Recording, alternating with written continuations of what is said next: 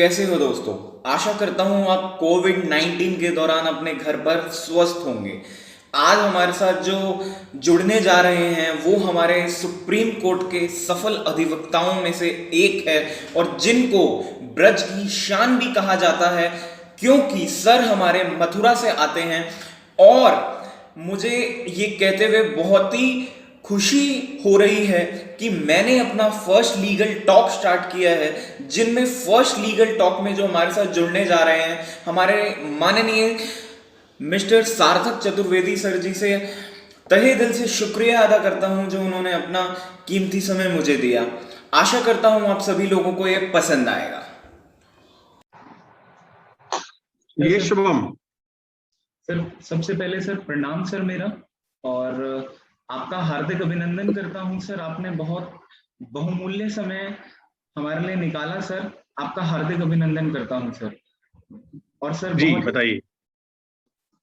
Sir बहुत ही दिनों से इच्छा हो रही थी मन में कि एक टॉक स्टार्ट किया जाए। तो सर लीगल टॉक एक स्टार्ट किया गया है। और सर खुशी की बात ये है कि सर ये जो स्टार्ट किया गया है सर, सर्वप्रथम सर आपके साथ ही किया जा रहा है सर। मन में बस इसी चलिए की बहुत बढ़िया। प्रसन्नता है सर। और सर बहुत आपका बहुत शुभकामनाएं आपको।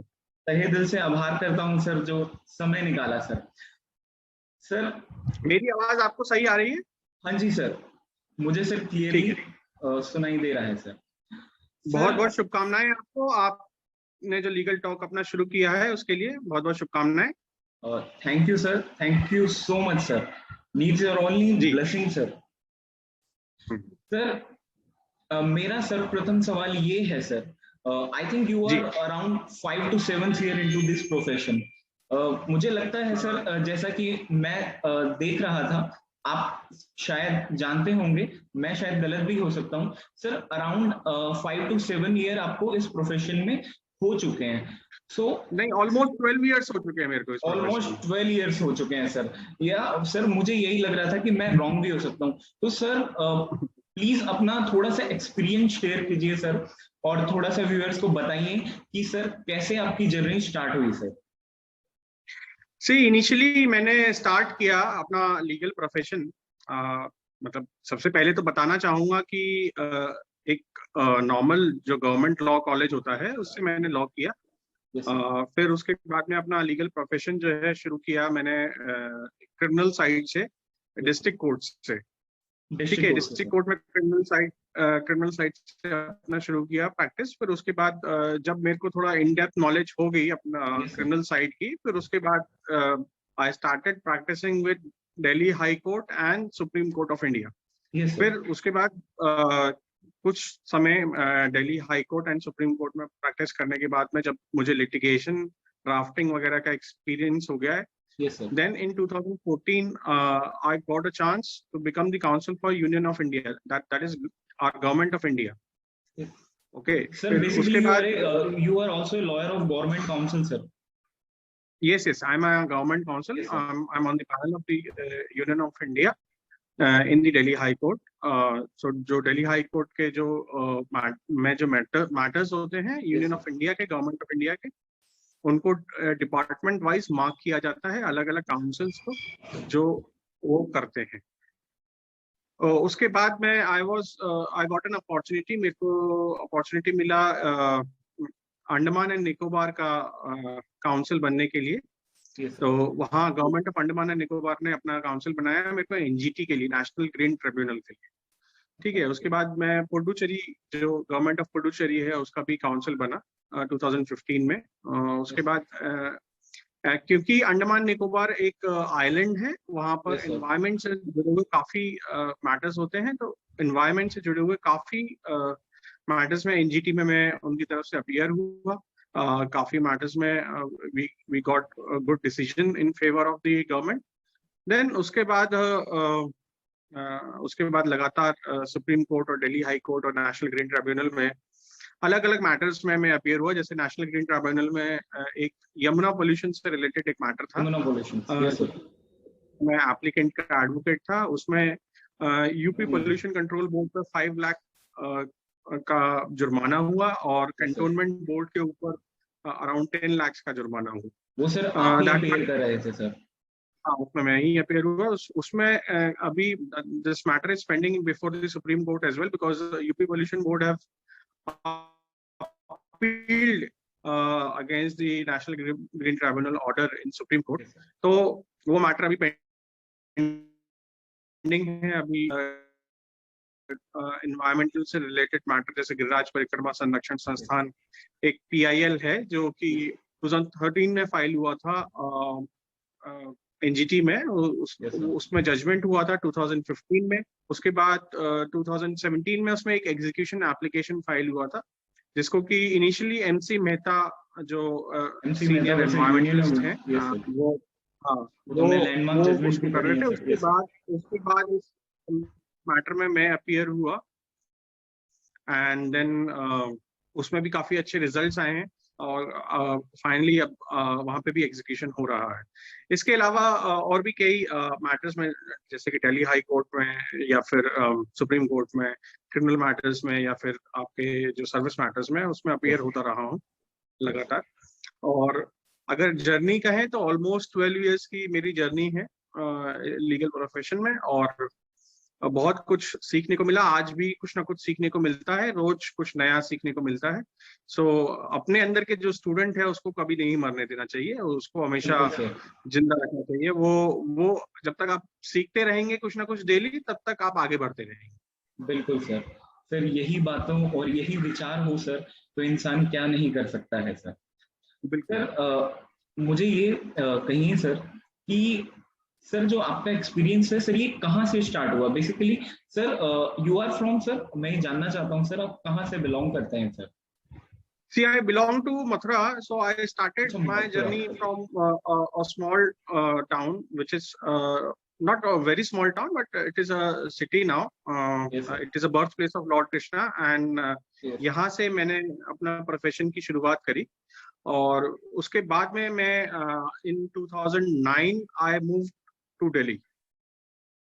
मतलब इससे पहले मैं आता जाता रहता था। I was in touch with few of the senior counsels in Supreme Court and Delhi High Court, but हाँ प्रॉपर जो दिल्ली में मैंने प्रैक्टिस शुरू किया वो 2009 के बाद शुरू।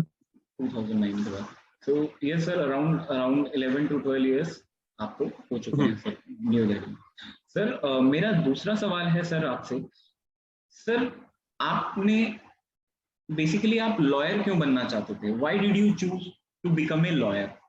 लीगल प्रोफेशन शुरू से ही मुझे अट्रैक्ट करता था, क्योंकि देखिए लीगल प्रोफेशन से ज्यादा आप अगर सोशली थोड़ा भी एक्टिव हैं और अगर आप समझते हैं कि आप जो आसपास आपके जो लोग हैं उनके लिए आप कुछ कर सकते हैं, या जैसे मैं लीगल प्रोफेशन में जब मैं I was doing my law, I used to write RTIs for people। मैं RTI पे काफी ज्यादा काम किया था।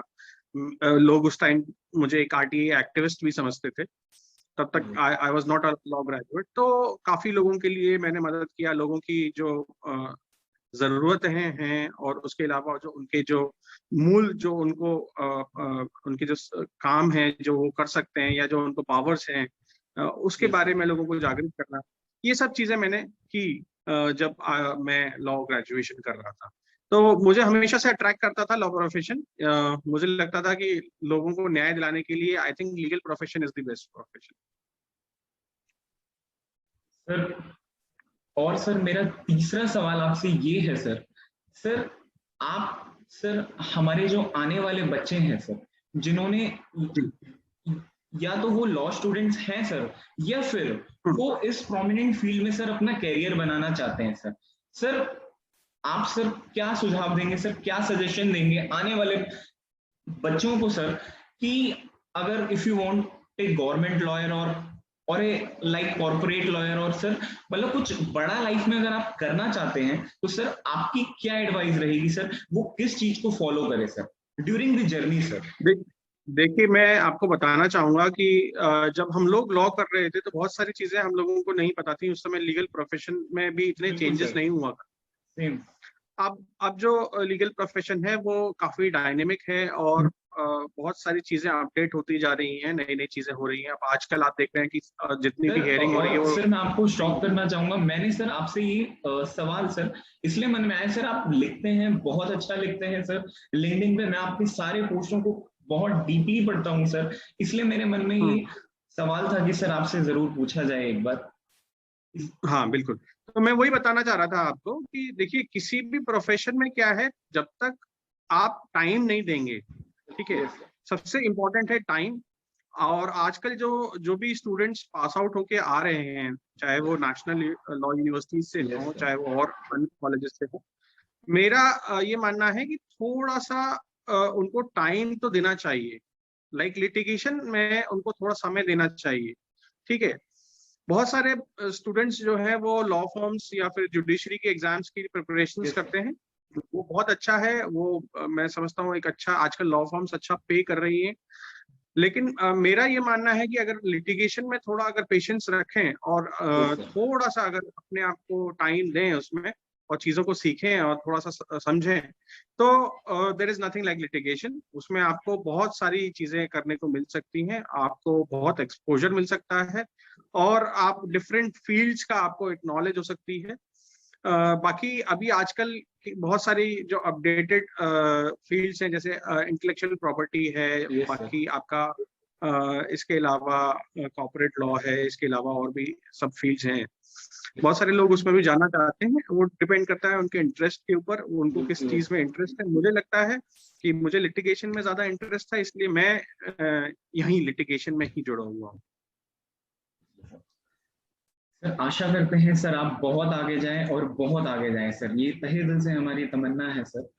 और सर थैंक यू, हम thank you. Sir fourth question ये है सर, सर सर मतलब बताइए सर, मतलब क्या है लिटिगेशन सर, थोड़ा सा एक्सप्लेन करना चाहेंगे, थोड़ा सा ब्रीफ सर, 1 मिनट का सर। देखिए देखिए, होता क्या है क्योंकि सर मैं आपसे एक सवाल सर बहुत गहराई से पूछना चाहता हूँ। आजकल के हाँ, बच्चे सर, और उसमें मैं भी इंक्लूड हूँ सर, उस समय मतलब हम देखेंगे सर, जो मैं बच्चों का सर्कल देखता हूँ सर, सर कई सारे बच्चों का ये सोचना है कि जो लिटिगेशन है सर वो बहुत हार्ड है सर, बहुत वास्ट है सर, वो हर कोई नहीं कर सकता सर, इसलिए वो कोई दूसरा फील्ड चुनते हैं सर, वो गवर्नमेंट कॉम्पिटिटिव एग्जाम की तैयारी करते हैं। सर मैं आपसे ये जानना चाहता हूँ सर, लिटिगेशन के बारे में थोड़ा सा राय दीजिए, जिससे सर लगे सर वो इंटरेस्ट लेकर काम करे सर। आई मीन सर मेरे को ये लगता है कि सर ये बहुत अच्छी फील्ड है सर।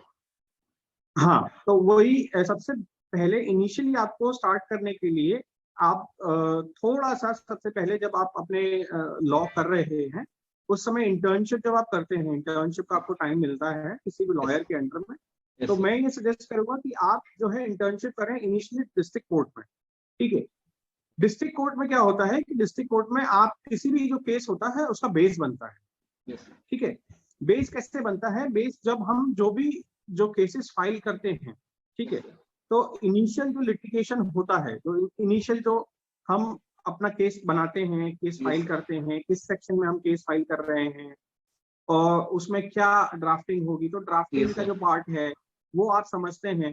तो ये सब चीजें जो बेसिक चीजें हैं वो आपको डिस्ट्रिक्ट कोर्ट में सीखने को मिलती है। तो कोशिश करिए इनिशियली जितना हो सके डिस्ट्रिक्ट कोर्ट में या सेशन कोर्ट में आप जो है जाएं, वहां पर देखें लोअर जो लेवल से अच्छे, जो बेसिकली लोग, स्टार्ट किया जाए सर। हाँ, जो लोग अच्छा जो ड्राफ्टिंग करना जानते हैं उनके साथ बैठें, उनसे Yes, sir. सीखें कि कैसे कैसे प्लेंट जो है वो बनते हैं, कैसे Yes, sir. नोटिसेस जाते हैं, कैसे आपका जो बेल है, बेल आपकी एप्लीकेशन फाइल होती है, कैसे बेल बॉन्ड्स भरे जाते हैं।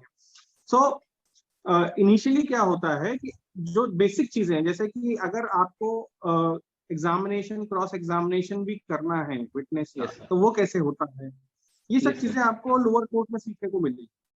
जब आप लोअर कोर्ट में ये सब चीजें सीख जाएंगे तब आपको पता चलेगा कि उसका आगे हम लोग क्या, उसकी अपील्स, उसकी रिट्स, उसमें जो कॉन्स्टिट्यूशन है उसको हम कैसे यूज करके आगे हम लोग हायर Yes, कोर्ट्स sir. में उसके लिए अपील्स कर सकते हैं। तो बेसिक जो पार्ट है किसी भी लीगल उसमें सिनेरियो में, अगर आप देखें, अगर हम सिविल में जाएं, चाहे सर्विस मैटर्स में जाएं, चाहे हम लोग क्रिमिनल साइड में जाएं, जिस भी फील्ड में हमारा इंटरेस्ट है, या रेवेन्यू में हमारा अगर इंटरेस्ट है, Yes. तो इनिशियल जो ड्राफ्टिंग प्लीडिंग्स जो होती हैं वो आपको लोअर कोर्ट में बहुत अच्छी चीजें सीखने को मिलती हैं, उसमें Yes. बारीकियां आपको सीखने को मिलती हैं। वो जब आप चीजों को अगर नीचे से बारीकियों से अगर आप पकड़ना शुरू करेंगे, वहां से सीखना शुरू करेंगे, तो आप आगे जाके आप हाई कोर्ट में और सुप्रीम कोर्ट में भी सफल अधिवक्ता हो सकते हैं। अगर आपने अपना बेस अपना कमजोर रखा, अगर आपने उसको नहीं समझा कि बेसिक जो है लिटिगेशन का जो बेसिक पार्ट है, ड्राफ्टिंग वगैरह जो हो गया, प्लीडिंग वगैरह Yes, जो हो गया, अगर आपने नीचे से उसको नहीं समझा, तो फिर आप अगर हाई कोर्ट या सुप्रीम कोर्ट में अगर आते हैं तो आपको समझ में नहीं आएगा कि यहाँ क्या हो रहा है, Yes. कोर्ट में क्या चल रहा है। ठीक है, तो इसीलिए बहुत इंपॉर्टेंट है कि इनिशियली जब आप लॉ कर रहे हो, जब आप परस्यू कर रहे हो, जब आप अपने जो 3 साल या 5 साल का आप कोर्स कर रहे हो, इस बीच में मैक्सिमम टाइम आप जब भी फ्री हैं तो लोअर कोर्ट्स में जाइए, वहां पे किसी अच्छे जो लॉयर हैं उनके साथ में आप टाइम स्पेंड कीजिए, उनके साथ में समझने की कोशिश करिए, ड्राफ्टिंग का पार्ट सीखिए, कोर्ट कहाँ होती है ये देखिए, फाइलिंग कहाँ होती है ये देखिए, ठीक है, कोर्ट फीस कितनी फाइल होती है, सारी चीजों की बेसिक नॉलेज अगर आपको हो जाएगी तो मुझे लगता है आपको आगे जाके सारी चीजें समझने में या किसी को समझाने में परेशानी नहीं हो। बिल्कुल ठीक है, सर। तो ये एक बेसिक स्ट्रक्चर है किसी भी लीगल फ्रेमवर्क का। ठीक है, इनिशियली मुझे लगता है वहां से शुरू करें। आशा करता हूँ सभी व्यूअर्स को समझ में आ गया होगा, और सर के कथन का ये सार्थ है कि किसी भी चीज को हम स्टार्ट करेंगे सीखने को, तो वो हमें बेसिक यानी जड़ से, जहां से पेड़ का सर रूट्स होते हैं वहां से स्टार्ट करना चाहिए, तभी आप सर्वप्रथम अधिवक्ता बन पाएंगे। और अधिवक्ता की ही नहीं, अगर किसी भी फील्ड में हैं आप, तो सर रूट से स्टार्ट कीजिए। सर मैं आपसे सर आखिरी सवाल पूछना चाहता हूं सर। सर इंटरव्यू समाप्ति की ओर है सर। सर समाप्ति के दौरान सर मैं सर आपसे ये सवाल पूछना चाहता हूं सर कि आपके मन में सर कोई थॉट्स जो आप स्टूडेंट के लिए कहना चाहें, जो वो लाइफ में सर स्ट्रगल कर रहे हैं, चाहे वो एग्जाम की तैयारी कर रहे हैं, चाहे वो लॉ में है, चाहे एलएलएम में है सर, वो उन पे कितना प्रेशर है सर, बस एक स्टेटमेंट सर आपका जो सर उनको मोटिवेट करे उनके लाइफ के दौरान सर। मैं यही कहना चाहूंगा कि देखिए, चाहे कोई भी फील्ड हो, आप उसमें सिर्फ मेहनत करिए और अच्छे से मन लगा के अपना पूरा जो भी काम करें बिल्कुल पूरे फोकस के साथ करें। ठीक है, पैसा मिलना एक सेकेंडरी चीज है, लेकिन सबसे पहले आप जो है, आप अगर अच्छा काम कर रहे हैं, लोगों के लिए काम कर रहे हैं, तो मुझे लगता है आपको सक्सेस मिलेगी और उसके साथ में बाद में आपको पैसा भी मिलेगा। तो कभी भी ये ना सोचें कि लॉ करने के बाद मुझे 1-2 साल स्ट्रगल करना पड़ेगा, शायद बहुत ज्यादा अमाउंट या सैलरी ना मिले। लेकिन मैं समझता हूँ अगर आप अच्छा काम करेंगे तो एक समय में आपका वो रिकॉग्निशन मिलेगा और उसके बाद में आपको अच्छा पे भी मिलेगा। तो थोड़ा पेशेंस होना बहुत जरूरी है इस प्रोफेशन। आशा करता हूँ सभी को समझ में आ गया होगा सर की बातें। सर आपका तहे दिल से आभार प्रकट करता हूँ सर, आपने अपना बहुमूल्य समय निकाला सर हमारे लिए सर, तहे दिल से अभिनंदन करता हूँ सर, और शुक्रिया सर। और सर इजाजत चाहता हूँ सर समाप्ति की ओर sir. Thank you very much. Thank you so much करते रहें, अच्छे इंटरव्यूज करते रहें। ठीक है, थैंक यू सो मच बहुत बहुत शुभकामनाएं sir. Thank you so much sir. नमस्कार।